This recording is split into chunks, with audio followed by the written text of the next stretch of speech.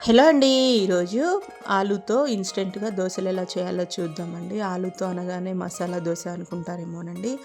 అస్సలు కాదండి. క్రిస్పీగా చాలా టేస్టీగా ఉంటుందండి. సో, ఎటువంటి మినపప్పు కానీ, బియ్యం కానీ రుబ్బే పని లేకుండా జస్ట్ ఒక 10 మినిట్స్‌లో అయితే అయిపోతుందండి. టైం లేని వాళ్ళు ఇన్స్టెంట్‌గా ఇలా ఒకసారి ఆలూ దోస ట్రై చేయండి. చాలా అంటే చాలా టేస్టీగా ఉంటుంది. ఈజీగా కూడా అయిపోతుంది.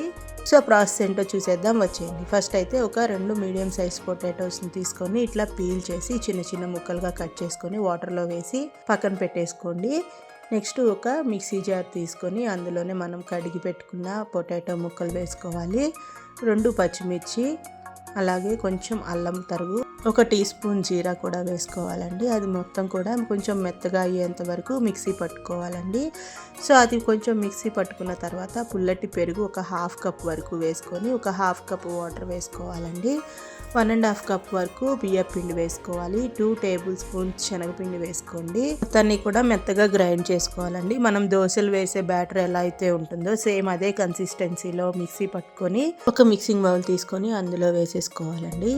అందులోనే కొంచెం సాల్ట్ వేసుకొని బాగా మిక్స్ చేసుకొని పక్కన పెట్టేసుకోండి. నేను సాల్ట్ వేసిన క్లిప్ మిస్ అయినట్లుందండి. నెక్స్ట్ కొబ్బరి చట్నీ కోసం 1 కప్పు సన్నగా చాప్ చేసుకున్న కొబ్బరి ముక్కలు, హాఫ్ కప్పు పుట్నాల పప్పు వేసుకోవాలండి. నెక్స్ట్ స్పైసీకి తగ్గట్టు పచ్చిమిర్చి వేసుకోవాలండి. నేను 4 to 5 వేసుకున్నాను. మీరు స్పైసీ కొంచెం ఎక్కువ కావాలనుకుంటే ఇంకొక 2 యాడ్ చేసుకోవచ్చు. అందులోనే వెల్లుల్లి రెబ్బలు, జీరా, తగినంత ఉప్పు వేసుకొని ఒకసారి అలా మిక్సీ పట్టేసుకోండి. అది కొంచెం నలిగిన తర్వాత తగినన్ని వాటర్ వేసుకొని బాగా మిక్సీ పట్టుకోవాలండి.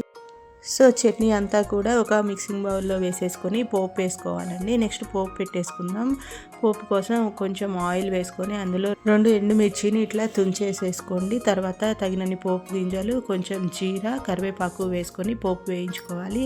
వేయించుకున్న పోపుని చట్నీలో మిక్స్ చేసేసుకొని పక్కన పెట్టేసుకోండి. నెక్స్ట్ దోశలు వేసేసుకుందామండి. ఒకసారి బ్యాటర్ని అలా మిక్స్ చేసేసుకోండి. సో, ప్యాన్ మీద కొంచెం ఆయిల్ వేసి ఇట్లా ఉల్లిపాయ తొరిగితే దోశ అనేది బాగా వస్తుందండి. కొంచెం వాటర్ అది చల్లేసుకొని ఇంకా దోశలు వేసేసుకోవడమేనండి. 2 వైపులు కాకుండా ఒక వైపునే రోస్ట్ చేసుకుంటే కొంచెం ఆయిల్ వేసుకొని రోస్ట్ చేసుకోండి. చాలా క్రిస్పీగా చాలా టేస్ట్గా ఉంటాయండి. సేమ్ అదే విధంగా మిగతా దోశలన్నీ కూడా వేసేసుకోండి.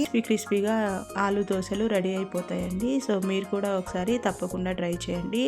మరిన్ని వీడియోస్ కోసం మన ఛానల్ని లైక్ చేయండి, షేర్ చేయండి, సబ్స్క్రైబ్ చేసుకోండి. మీకు ఏదైనా రెసిపీ కావాలంటే కామెంట్ సెక్షన్లో కామెంట్ చేయండి. Thank you for watching.